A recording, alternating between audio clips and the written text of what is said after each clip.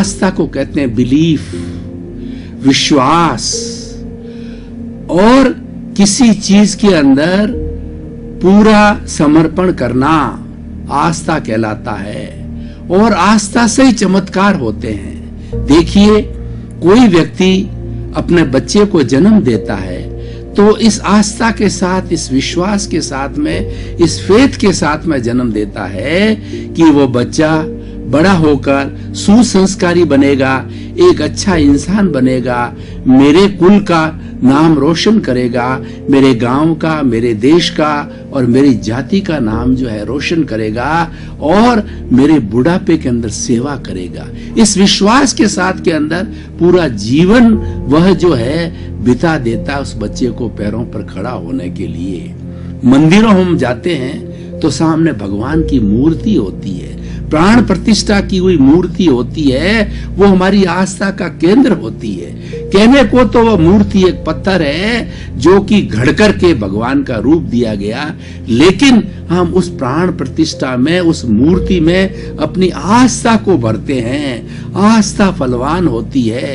एक बच्चा पढ़ाई करता है और मैट्रिक की परीक्षा देता है, बीए की परीक्षा देता है, एमए की परीक्षा देता है, तो वो इस विश्वास के साथ देता है कि मैं अच्छे अंकों से पास होऊंगा, मैं मेरिट लाऊंगा और मेरा भविष्य अच्छा बनेगा। जो कुछ आज दुनिया में काम हो रहा है सब आस्था के आधार पर हो रहा है, इसीलिए आस्था को महाशक्ति कहा जाता है। मैं यहाँ पर जैन धर्म को कोट करना चाहूंगा कि जैन धर्म के अंदर ट्रिपल ज्वेल्स कहा गया है, राइट फेथ, राइट नॉलेज और राइट कंडक्ट। यहाँ पर राइट फेथ पहले लिया गया है। राइट फेथ का मतलब होता है सम्यक दर्शन, सही रास्ता पकड़ना, right vision, right attitude, right direction और राइट बिलीफ। रॉन्ग बिलीफ को छोड़ करके राइट बिलीफ को लेना जो है, यानी अज्ञानता को छोड़ करके सबसे पहले ज्ञान को प्राप्त करो, विश्वास को प्राप्त करो। क्या विश्वास प्राप्त करना है कि मैं शुद्ध आत्मा हूं और इस शुद्ध आत्मा को मुक्त करना है और इसी आत्मा के पीछे मेरा अस्तित्व है। ये आत्मा है तो मैं हूं और आत्मा नहीं है तो राम नाम सत्य है। और ये आत्मा बद्ध आत्मा है जो कि 84 लाख जीवा योनि के अंदर घूमती रहती है, कष्ट को प्राप्त करती है, मिजरीज प्राप्त करती है, सोरोज प्राप्त करती है और घूमती रहती है। अपने कर्मों के वशीभूष होकर के इसको स्वतंत्र कराना है, इसको इमांसिपेशन, साल्वेशन और मोक्षगामी बनाना, ये विश्वास है। तो उस विश्वास के अंदर एक संत जो है वो पूरा जीवन बिता देता है, उसकी साधना करता है और वो साधुचर्या का पालन करता है, आचार संहिता का पालन करता है, आचार नीति की प्राप्त करता है।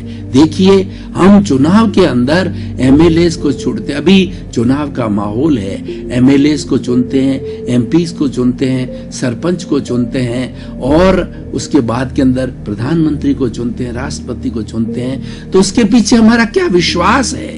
हमारा विश्वास ये है कि ये लोक कल्याण करेगा, हमारे लिए विकास का कार्य करेगा, हमारे क्षेत्र का विकास करेगा, हमारे क्षेत्र की जो समस्याएं हैं उसका समाधान करेगा। इस विश्वास के साथ में हम उसे वोट देते हैं, उसको चुनते हैं, उसको अपना प्रतिनिधि बनाते हैं। भाई और बहनों, दर्शकगण, श्रोतागण, अगर विश्वास नहीं है तो कुछ भी नहीं है। विश्वास जैसे शरीर में श्वास चलता है उसी तरह हमारे विचारों के अंदर श्वास चलता है।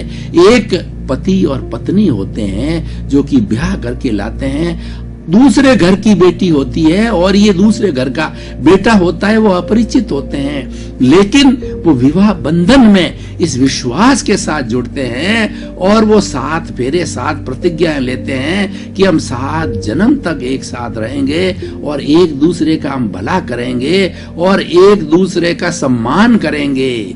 ऐसी हमारी जो विवाह की प्रथा है, विवाह की परंपरा है। भाई और बहनों, विश्वास को हम दोनों रूप में ले सकते हैं और इसीलिए जो विश्वास है वह एक महाशक्ति है, श्रद्धा एक महाशक्ति है। हमारा भारत, एक विद्वान, एक विदेशी व्यक्ति भारतवर्ष में आया और भारतवर्ष के उन्होंने जगह जगह पर, गांव-गांव में, गली गली में मंदिरों को देखा तो उसने ये निष्कर्ष निकाला, उसने ये कमेंट किया कि भारत भगवान भरोसे चलता है। सही कमेंट किया है क्योंकि हमारा भगवान में विश्वास है। हमारे ऋषि मुनियों ने प्रारंभ से ही हमारे इस लौकिक जगत के साथ में पारलौकिक जगत को जोड़ दिया।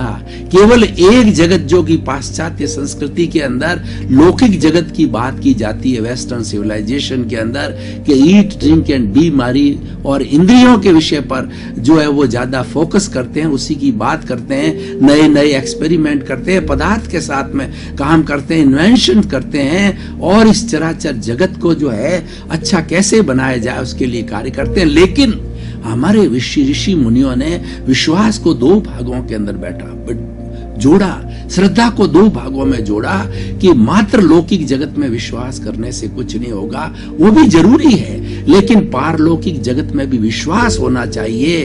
वो विश्वास उन्होंने कैसा पैदा किया कि मैं शुद्ध आत्मा हूं, पुण्य और पाप है, पुनर्जन्म है, अच्छे बुरे का परिणाम मिलता है, अच्छा कार्य करोगे तो जो इस्लाम कहता है कि तुम्हें जन्नत मिलेगी, बुरा काम करोगे तो जन्नत मिलेगी। ये सारा विश्वास है, ये सारी श्रद्धा है, ये सारा फेथ है। तो भाई और बहनों, दर्शकगण, श्रोतागण, बहुत ही सुंदर विषय है। इस विषय को मैं आज के परिप्रेक्ष्य के अंदर जोड़ना चाहता हूं कि व्यक्ति के अंदर अगर आशा का संचार करना है तो उसको श्रद्धा जगानी चाहिए, उसको अपने माता पिता में श्रद्धा जगानी चाहिए और अपने गुरु में श्रद्धा जगानी चाहिए, अपने भगवान में श्रद्धा जगानी चाहिए और धर्म में श्रद्धा जगानी चाहिए। अगर ये श्रद्धा है तो फल अवश्य ही मिलता है। इसलिए आत्मविश्वास सबसे बड़ी शक्ति को क्या माना गया है कि आत्मविश्वास, उसके लिए कहा गया है कि God help those who help themselves. ईश्वर उसकी मदद करता है जो व्यक्ति स्वयं की मदद करता है, स्वयं में विश्वास करता है। अगर व्यक्ति को स्वयं में विश्वास नहीं है तो वो क्या तरक्की करेगा। एक उदाहरण के तौर पर आपको बताना चाहता हूं कि एक साधक व्यक्ति था, उसने तेले की तपस्या की।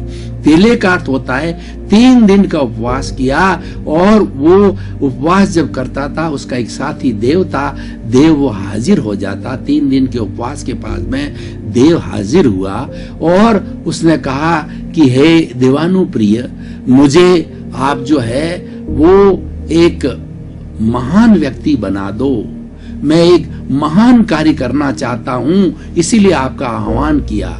तो देव ने प्रश्न किया कि क्या आपकी पत्नी आपके साथ है? तो उसने जवाब दिया कि पत्नी का तो मेरे पर विश्वास नहीं है और आपका पुत्र आपके साथ है कि पुत्र भी मुझे सहयोग नहीं करता। आपके अदर परिवार के मेंबर, भाई है, माता पिता है या जो भी सदस्य है, वो आपका सहयोग करते हैं, आप में विश्वास करते हैं कि नहीं करते हैं, कि वो तो नहीं करते हैं। तो और जिनके साथ तुम काम करते हो वो तुम्हारे में विश्वास, तुम्हारे में श्रद्धा और तुम्हारे में सहयोग करते हैं नहीं करते हैं, कि वो तो नहीं करते हैं। तो देव ने कहा कि तू भाग जा। जब तेरा खुद में भी आत्मविश्वास नहीं है तो तू क्या महान कार्य करेगा। और महान कार्य करने के लिए सबसे पहले आत्मविश्वास जगाना होता है।